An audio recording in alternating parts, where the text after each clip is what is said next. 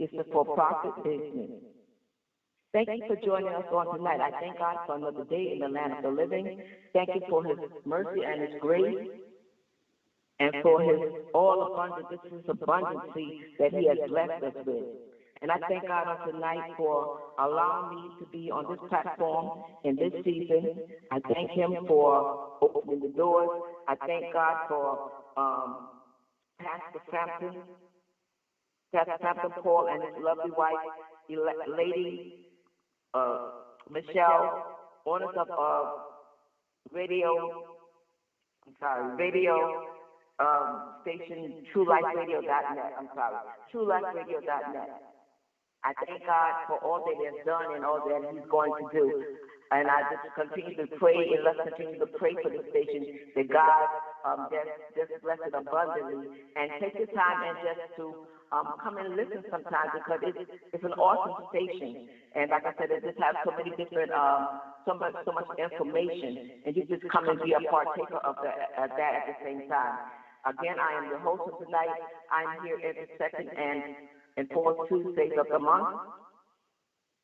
And again, I would like to say to you, sometimes this may not be for you, or you may not think it's for you, but it comes in handy sometimes for those who are in need of it, and it'll be just a right on time word for them, or something that can help them to get them to their next.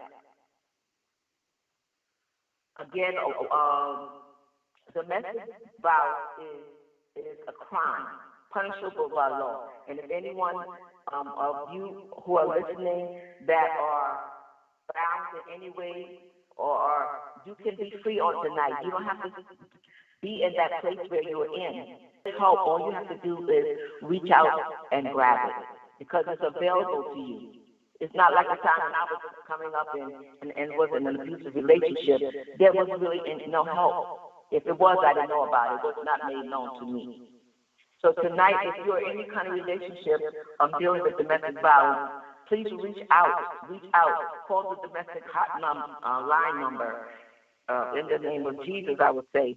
Call the number. And there also is a Faith Horizon that you can always call, because they're affiliated and they deal with domestic violence. So that number is 1-855-234-1042.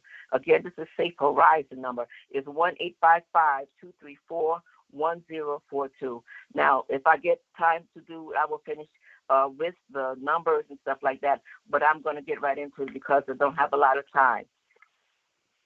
Now, in the last segment, we were having a discussion, or I was having a discussion with you concerning the four sources of anger, which are usually they are usually started or fueled by at least one of these particular vices right here: hurt, injustice, fear, or frustration. Really, anger comes from one of these four sources. They are fueled, it's ignited by one of these four sources: hurt, injustice, fear, or frustration. Also, I dealt, I had a conversation with you with unrealistic expectations, with anger going somewhat towards circumstances, toward others, anger over loss, anger towards yourself, and anger towards God. We will deal in depth with those four as we go on. But the primary problem that I saw that with unrealistic expectations was the fact that it centers around pride. And if we would be wise to really ask the Lord, do I act as though if I am the center of the world, the center of my world, and everything else revolves around me? You know, because sometimes maybe you don't realize that, but everything has to evolve around you. No, it doesn't. The universe does not evolve around you or around me. James tells us in James 4, verses 1, 2, 3, and this is not a Bible study. I'm just letting you know, but I'm just basing it upon the word, the foundation of God, because that's the only thing will stand in the end. I'm not giving you what I think or what the authors say. I'm giving you what the word of God says about this. What causes fights and quarrels among you? Do they come from your desires that battles within you. You want something but don't get it. You kill and you covet, but you cannot have what you want. You quarrel and fight. You do not have because you do not ask God. When you ask, you do not receive because you act with the wrong motives.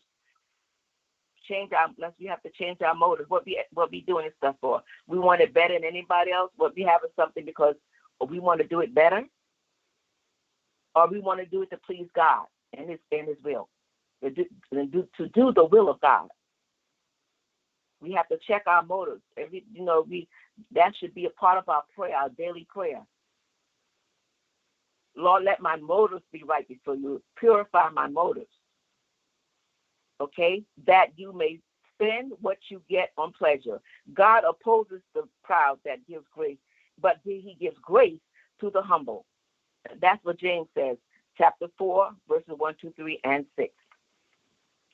Now, as we begin to continue on this journey of unpacking, we're still talking, I'm still dealing with emotional violence at the same time, because it's a very broad spectrum of different things that is inclusive of. And but tonight we will be talking again, or discussing how to analyze and to resolve our anger. We may not get to the whole thing, and I know that we will not, but God's Spirit, there is another day. Okay, similar to the standard procedure of fires, I read that we need to take the time to measure our anger. Analyzing is necessary in knowing how to put the fire of anger out. Now, for instance, before firefighters respond to any kind of alarm, they measure the intensity of the emergency. Then they assemble the resources that they may have or what's necessary to contain the fire and put it out. For example, a one alarm fire is considered the least serious.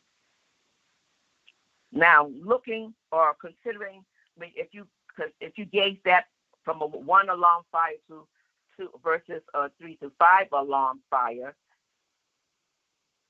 you will need more resources for the 3 to 5 alarm fire than you would do for the one alarm fire. So, like I said, you don't wait for something to grow big or whatever. You deal with it when it's small.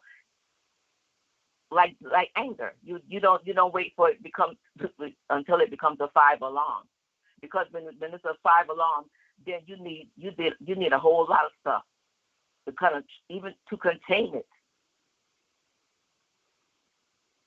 Now, question: have you ever seriously thought about how much anger you have, or that you're holding in your heart toward to whom you feel angry with? In your heart, because you're feeling angry with someone, basically. Now consider what the Bible says. Man's anger does not bring about the righteous life that God desires. James 1 and 20. When fire investigators have the responsibility of analyzing the aftermath of a fire to determine where the fire started and why it got out of control, where the fire started and why it got out of control. Now, we have to do the same thing, examine our anger, per se, because this is really talking about the anger as well, versus the fire stuff. We have to learn and make sure that we have to learn to kind of get ourselves together and get ourselves in that predicament where do we have to ask ourselves, what causes, why am I getting so angry with this person? Just because I'm looking at them. What makes me angry? What did they do to me? What kind of trigger that it sends off that causes me to feel this way? The goal is to formulate a plan to prevent this fires from getting started in the future, and to control it even if it rises up again. Because like some landfills or whatever, sometimes the fires do not go out. It's deep down in there, and the gases are combustible after a while, and it becomes a big mess. Because if you don't put that fire out all of the way, don't try to cover it up And sometimes we do that. No, I don't have a problem. I don't have a problem. But still, no, you mad is as hockey sticks with them. You understand? So we have to learn to acknowledge really and be truthful to ourselves, basically. And then, to better, then again, to better understand how you feel about certain things, we have to stop and ask ourselves some key thoughts and very provoking questions. We have to analyze your thoughts and then actions that help to move from becoming controlled by your anger to benefiting from your anger. Just like I said one time, when you get angry with somebody tell you I can't do something.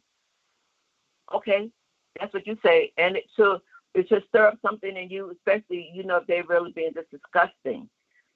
Really, you're just being mean about it. You say, no, I'm going to show you better than I can tell you.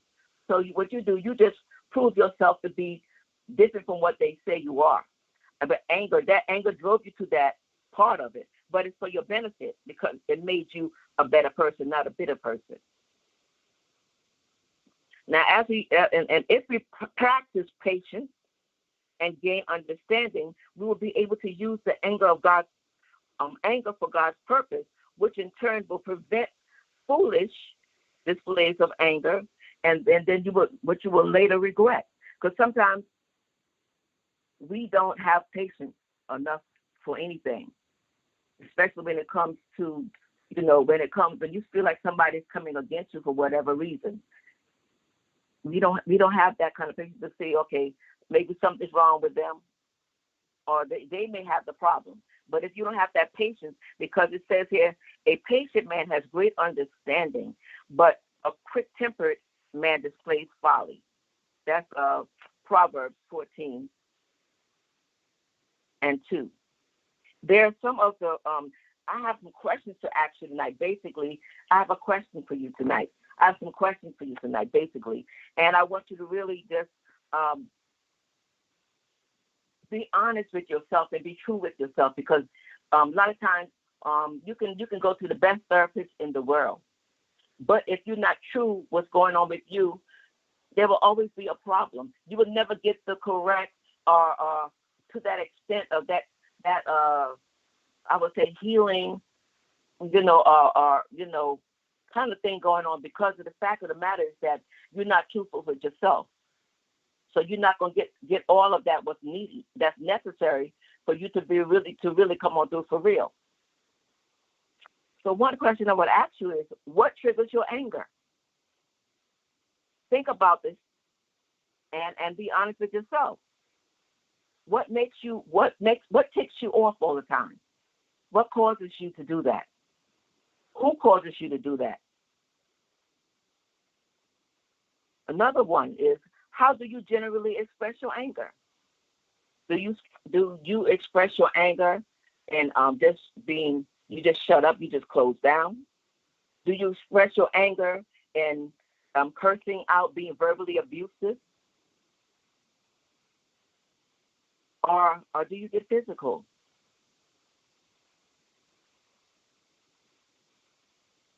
Take note of yourself and see what makes you tick. Learn yourself, because sometimes we don't know ourselves. So we take what everyone else says about us. So we don't even take the time to know who we are for ourselves. Learn yourself. Learn what makes you tick. Not what other people say makes you tick, but learn for yourself that initial thing that makes you tick. That thing that triggers you. What do you desire when you're angry? What you're looking for? What do you desire? Do you desire to be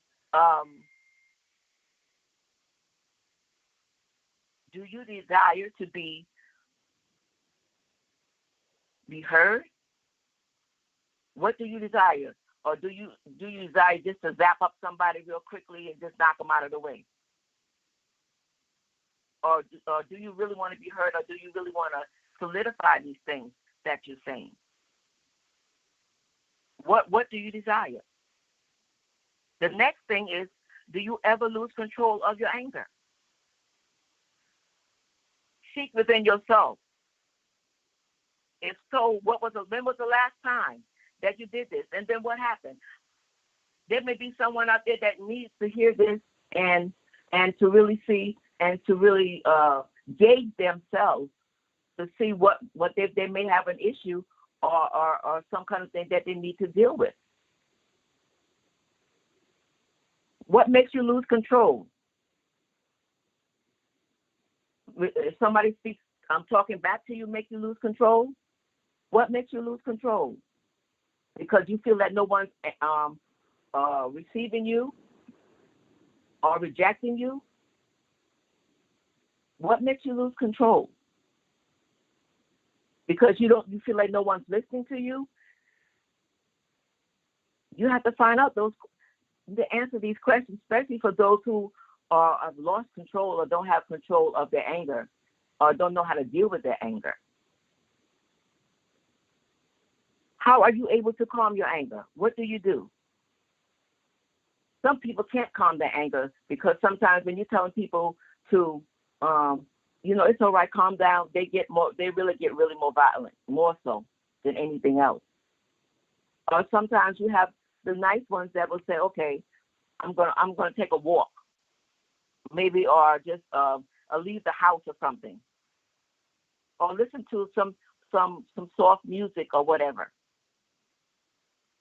And if you're willing, you put on the gospel tape or something, whatever that is going to calm you down. But you should know your levels and to your extent of what your thresholds of what you can take from what you can't take. Sometimes you can't talk to people when they're angry. You have to wait until that calms down, till that pot slowly simmers down, and then you'll be able to approach them.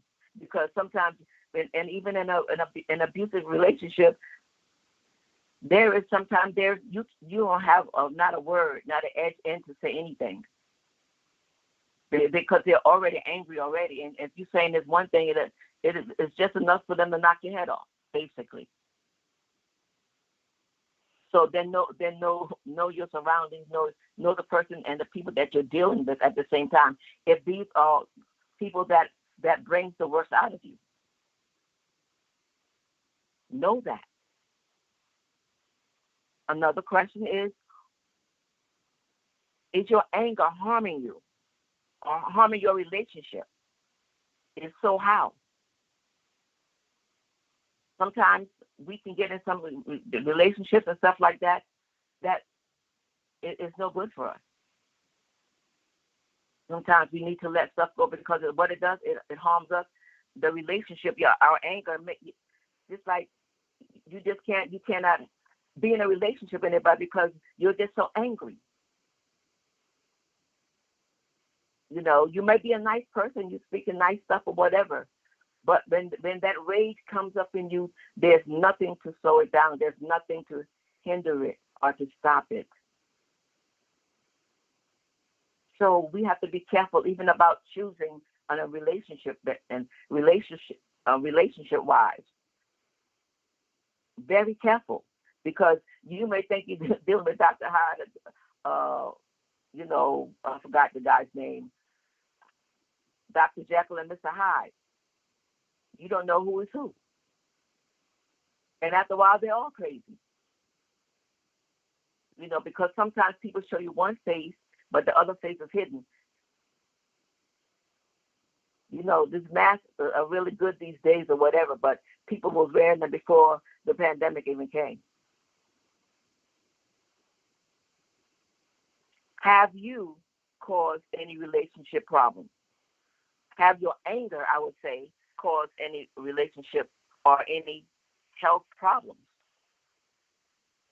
It's like, what? Yeah, anger can cause health problems. It surely can. It can cause people to, the physical symptoms per se would be, you have blurred vision, insomnia, to name a few, headaches, heart disease, high blood pressure,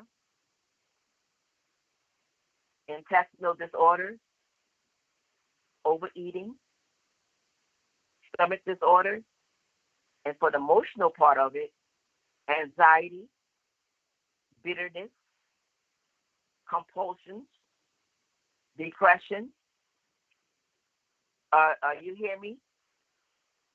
Fear, insecurities. They have different phobias, and worrying and things of that nature. Then you have the spiritual part of it is loss of confidence, feeling insecure about yourself or relationship with God, and your ability to respond wisely to difficult situations. I mean, there are different. These are other ones, but I'm not going into it. And also, it could lead also to chemical depression, where somebody was on a particular drug or something like that, and now the anger because whatever's going on in their life, they can't deal with it. So guess what? They become addicted to something else. And again, because of denial, they don't realize that they're going back into that same, like you said, going like the dog is returning to the vomit. And I would say this pandemic has really opened my eyes to a lot of things as well.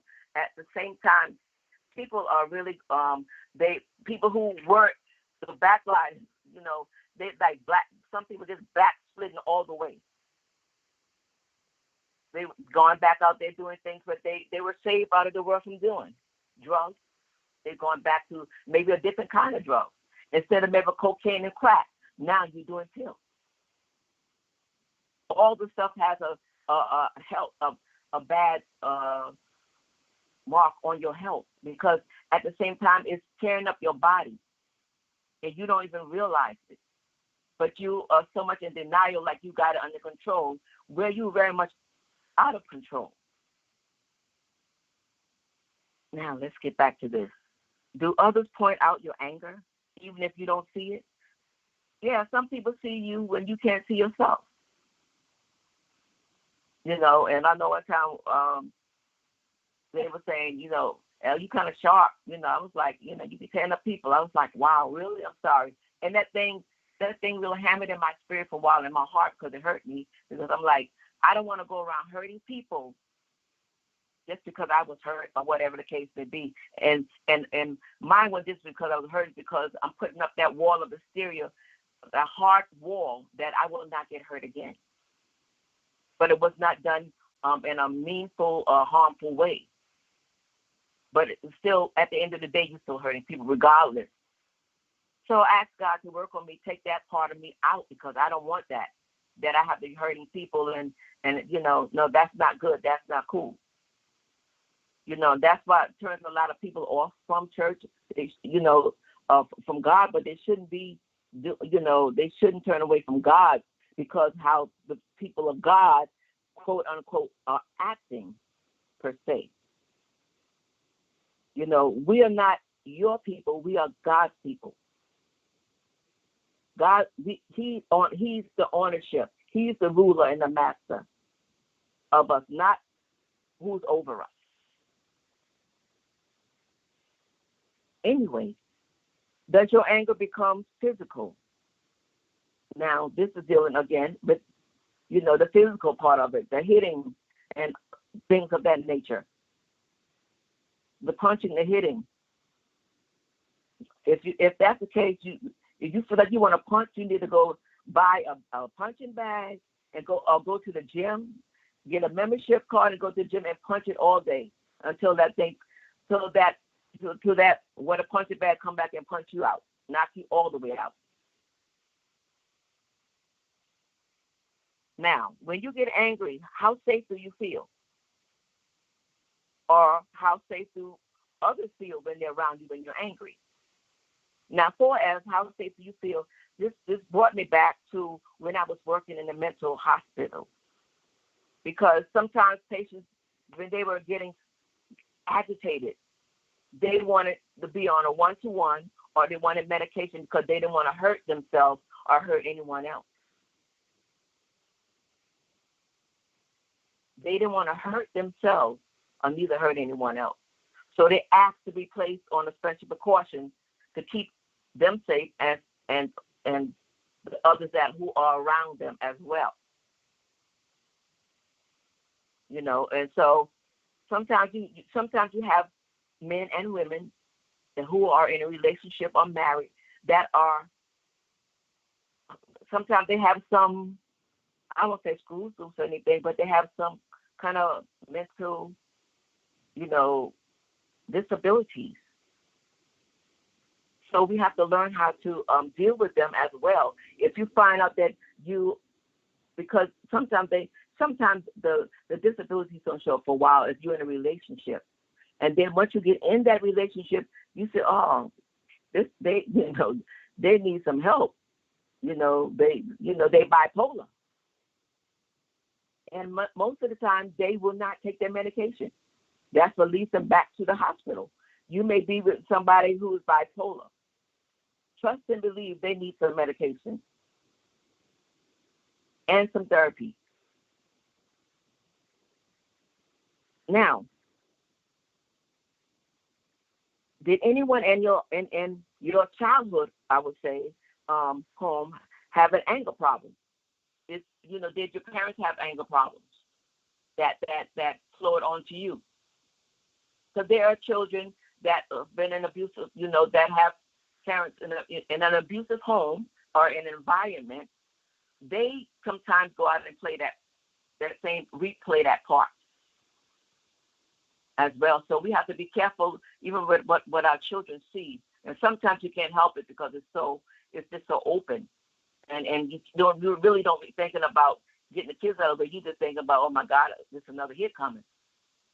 So sometimes we deal with grown adults who've been in situations as such, and now they don't know how to deal with it. So they just, so they think it's the right way because that's all that they saw.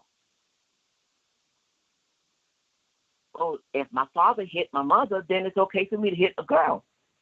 Absolutely not. But sometimes that's why when we are in a relationship or getting in a relationship, we need to gather data before we start to date. Because because they'll tell you anything.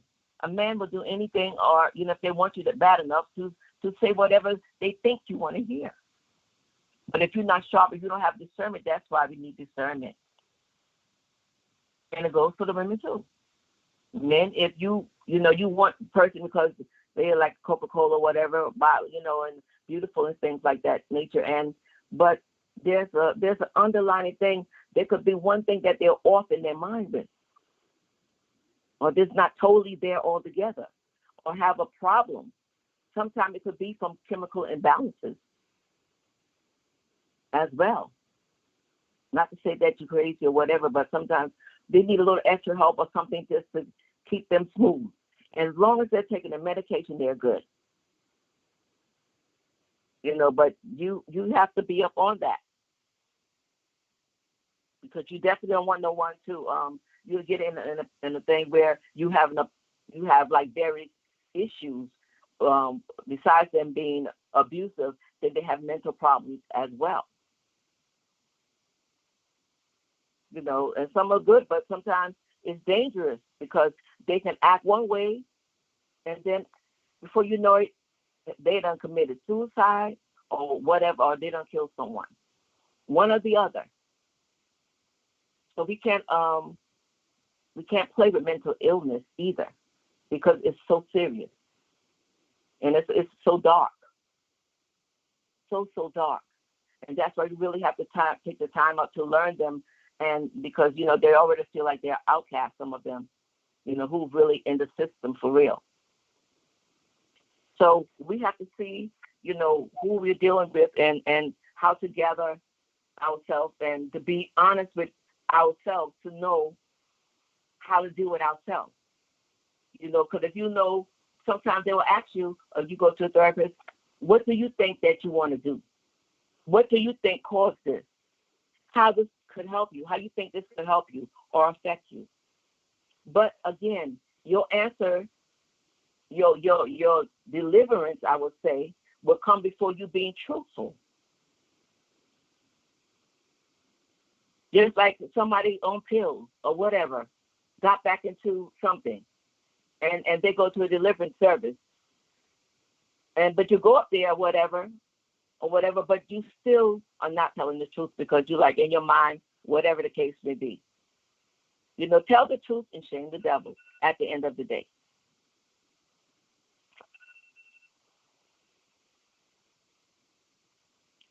So at the end of the day, as I was saying, we have to learn and to be honest with ourselves. We ask ourselves these questions and get the help that we really deserve, from where we are going, because you're only hindering yourself and your process at the same time. And that anger will still be there, and everything else that's attached to that anger will still be there. You can be like the volcano that has been inactive for a long time, but you don't know it's still something that's brewing down on the inside. And one day it just automatically starts to erupt. Okay, so let's be truthful to ourselves, to our own self, be true. So tonight my time is up, but I will continue on unpacking the devices of anger per se. So God bless you, and thank you for tuning in on tonight. Have a wonderful and a blessed night. Thank you so much. Bye-bye.